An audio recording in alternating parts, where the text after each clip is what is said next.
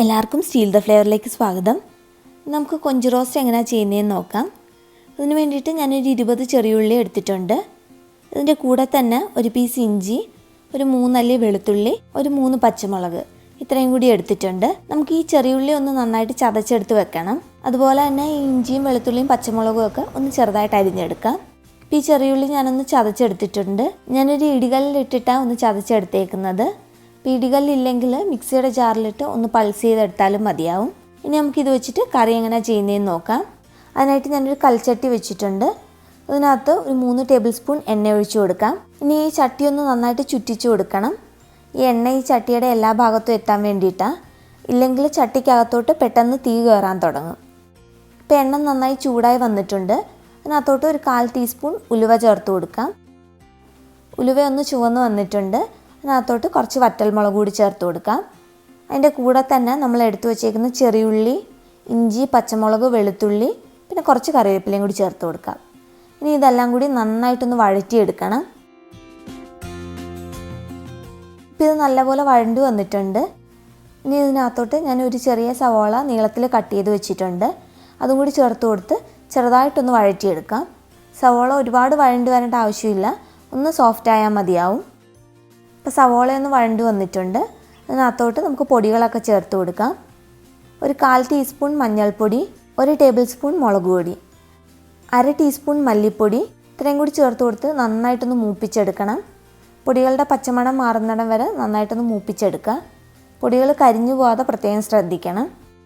ഇപ്പോൾ പൊടികളൊക്കെ നന്നായി മൂത്ത് വന്നിട്ടുണ്ട്. ഇനി ഇതിനകത്തോട്ട് നമ്മൾ എടുത്തു വച്ചേക്കുന്ന കൊഞ്ച് ചേർത്ത് കൊടുക്കാം. ഞാനൊരു 1/2 കിലോ കൊഞ്ച് എടുത്തിട്ടുണ്ട്. അതും കൂടി ചേർത്ത് കൊടുത്ത് ഇതിൻ്റെ കൂടെ നന്നായിട്ട് മിക്സ് ചെയ്തെടുക്കുക. ഇനി കൊഞ്ചിന് ആവശ്യത്തിനുള്ള ഉപ്പും കൂടി ചേർത്ത് കൊടുത്ത് നമുക്കിതൊന്ന് മൂടി വെച്ച് കുക്ക് ചെയ്യണം.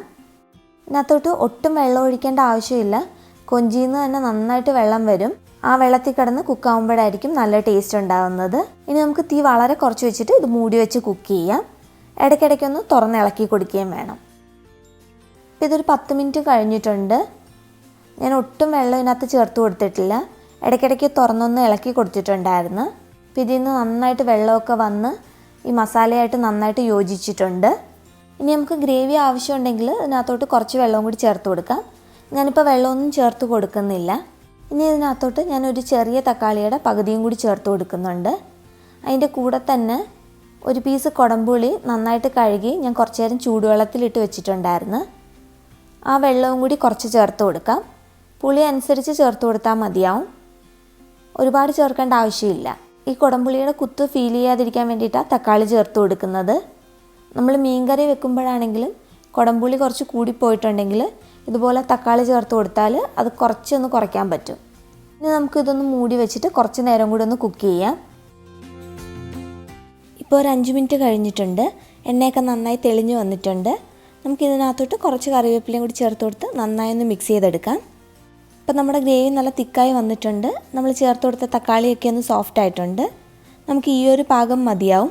നമുക്കിനി ഗ്യാസ് ഓഫ് ചെയ്ത് വെച്ചിട്ട് അതിനകത്തോട്ട് 1 ടീസ്പൂൺ വെളിച്ചെണ്ണയും കൂടി ചേർത്ത് കൊടുക്കാം. ഇപ്പം ഞാൻ ഗ്യാസ് ഓഫ് ചെയ്ത് വെച്ചേക്കാണ്. ഈ ചട്ടിയുടെ ചൂട് കൊണ്ട് തന്നെ ഇതിരുന്ന് തിളയ്ക്കുന്നത്. നമുക്കിനി ഇത് കുറച്ച് നേരം ഒന്ന് കവർ ചെയ്ത് വെക്കാം.